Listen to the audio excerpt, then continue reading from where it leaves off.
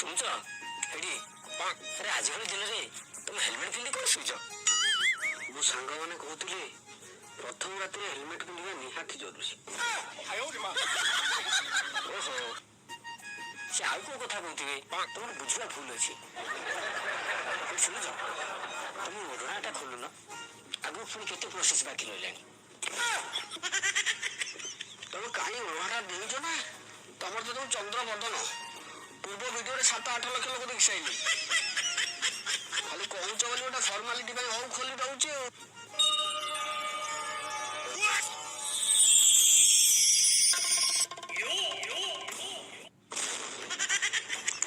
ହେ ଭଗବାନ, ନାଇଁ ହେ ଭଗବାନ, ଆଜି ଭଳି ଦିନରେ ବି ପାନଖିଲ ଚଢେଇ ଦେଇଛ। ଓହୋ, ତମେ କାହିଁ ବ୍ୟସ୍ତ ହଉଛ?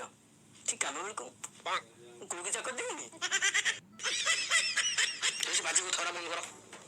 ସେ ପାନ ଖାଇବା ଛାଡି ପାରୁଛନ୍ତି 5 ଟଙ୍କିଆ ମୁଢି ବିସ୍କୁଟ ଖାଇବା ଶିଖ।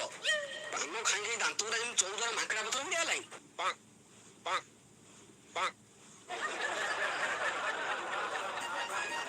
ଓହୋ, କାହିଁ ରାଗୁଛ କହିଲ? ନିଅ ଏ କ୍ଷୀରଟା ପିଇଦିଅ। ଦୁଧୁ ପି, ସକାଳୁ ଦୁଧୁ ପି, ଖରାବେଳେ ଦୁଧୁ ପି। କୋଉ ଭଳିଆ ବାଜୁଛି ଲୋଗୁଡା କି? ଏ କ୍ଷୀରଟା କି ଗ୍ଲାସରେ ପୁରେଇ ଆଣନ୍ତି, ଏ କଡ଼େଇ ଭର୍ତ୍ତି କରି କିଏ ଆଣେ? এটা କଣ ତମେ ଏକା ପିଇବ ନା କଣ? ମୁଁ ଅଧା ପିଇ ତମେ ଅଧା ପିଇବ। ଓହୋ, ତମେ ଯଦି ଏକା କ୍ଷୀର ପିଇଦବ କବାଡି ମ୍ୟାଚଟା ୱାନ୍ ସାଇଡ୍ ହେଇଯିବନି? ତମେ ଅଧା ପିଇବ, ମୁଁ ଅଧା ପିଇବି, ତେବେ ଯାଇ ସିନା ପରଫର୍ମାନ୍ସଟା ବାଲାନ୍ସରେ ରହିବ। ହେଲମେଟ ପିନ୍ଧୁଥିବ ଧନ ମୋର ହେଲମେଟ ପିନ୍ଧୁଥିବ, ହେଲମେଟ ପିନ୍ଧୁଥିବ ଧନ ମୋର ହେଲମେଟ ପିନ୍ଧୁଥିବ। ସେ ବାଜୁ କଥାଗୁଡା ବନ୍ଦ କର। ତମ ଭଳିଆ ସ୍ତ୍ରୀ ଲୋକ ମୁଁ ଜଗତରେ ଦେଖିନି। ଚତୁର୍ଥ ଦିନ ଶାଢୀ ନ ପିନ୍ଧି ନାଇଟ୍ ପିନ୍ଧୁନି।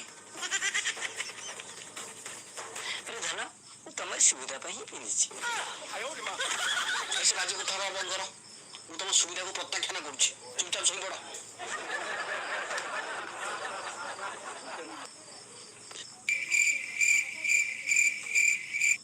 ସରଳିଆ ପୁଅଟେ ମୁଁ ଭାରି ନିରୀହ, ସ୍ୱାର୍ଥପର ଝିଅଟେ ତୁ ଭାରି ନିର୍ଦ୍ଦୟ।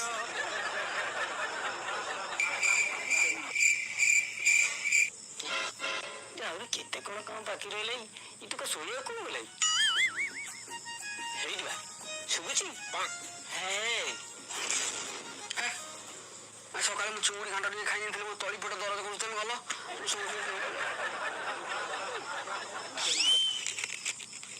ଆରେ ବୁଧୁ, ଆଜି ଭଳି ରାତିରେ କଣ କିଏ ଶୁଣନ୍ତି? ଆଉ କଣ ବାରିଘର ଟର୍ଚ୍ଚ ମାରି ବୁଲନ୍ତି? ଶୋଇବେନି ଆଉ କଣ କରିବି? କଣ ମ ଅଙ୍ଗନବାଡି ଛୁଆଙ୍କ ଭଳିଆ କଣ କଥାବାର୍ତ୍ତା କରୁଛ? ହିନ୍ଦୀ ସିନେମା ଦେଖୁନ ବୋଧେ?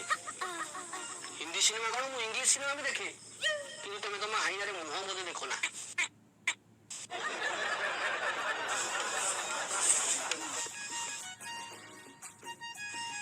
କିଛି ନ କରି ଝାଳ ନାହିଁ ତା ଖଣ୍ଡେ ହେଲାଣି। ସାରା କଣ ପ୍ରଥମ ଥର ଚତୁର୍ଥୀ କରୁଛୁ ନା କଣ?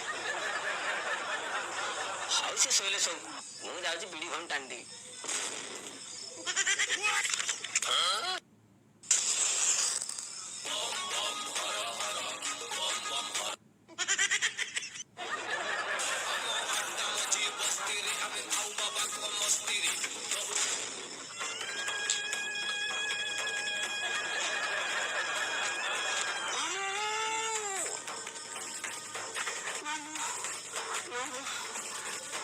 কিছুটা কাটিল পড়তে।